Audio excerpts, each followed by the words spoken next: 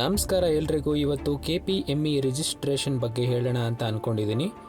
KPME ಅಂದರೆ Karnataka private medical establishment. So ನಿಮ್ಮ ಸ್ವಂತ ಕ್ಲಿನಿಕ್ ಅಥವಾ ಲ್ಯಾಬೊರೇಟರಿ ಅಥವಾ ಹಾಸ್ಪಿಟಲ್ ಇದ್ದರೆ ಕರ್ನಾಟಕ ಸರ್ಕಾರಕ್ಕೆ ನೋಂದಾಯಿಸಿಕೊಳ್ಳುವಂಥ ಪ್ರೊಸೀಜರ್.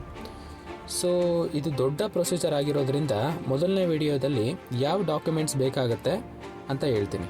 ಈ ಎಲ್ಲ ಡಾಕ್ಯುಮೆಂಟ್ಸ್ನ ನೀವು ಅಪ್ಲಿಕೇಶನ್ ಫಿಲ್ ಮಾಡೋಕ್ಕಿಂತ ಮುಂಚೆ ರೆಡಿ ಮಾಡಿ ಇಟ್ಕೊಂಡಿರಿ. ಆ್ಯಂಡ್ ಅಪ್ಲಿಕೇಶನ್ ಫಿಲ್ ಮಾಡಬೇಕಾದ್ರೆ ಈ ಎಲ್ಲ ಡಾಕ್ಯುಮೆಂಟ್ಸ್ನ ಅಟ್ಯಾಚ್ ಮಾಡಬೇಕಾಗತ್ತೆ.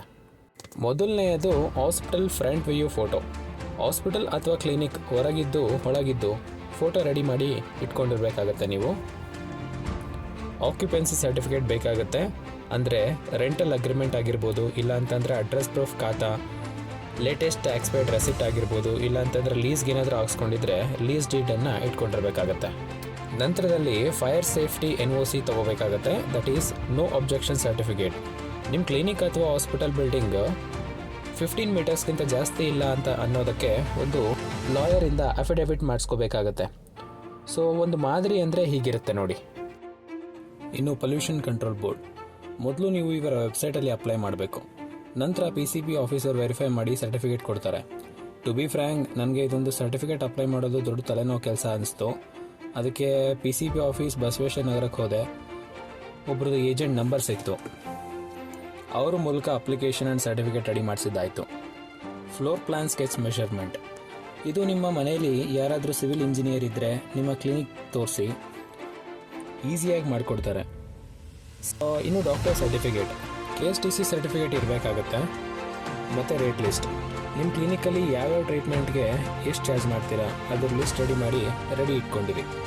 AERB ಸರ್ಟಿಫಿಕೇಟ್, ಈ ಸರ್ಟಿಫಿಕೇಟ್ ಬೇಕು ಅಂದರೆ ನಿಮಗೆ ಎಕ್ಸ್ರೇ ಇನ್ಸ್ಟಾಲ್ ಮಾಡಿಕೊಟ್ಟಿರೋವಂಥ ಪರ್ಸನ್ನ ಕಾಂಟ್ಯಾಕ್ಟ್ ಮಾಡಬೇಕಾಗತ್ತೆ.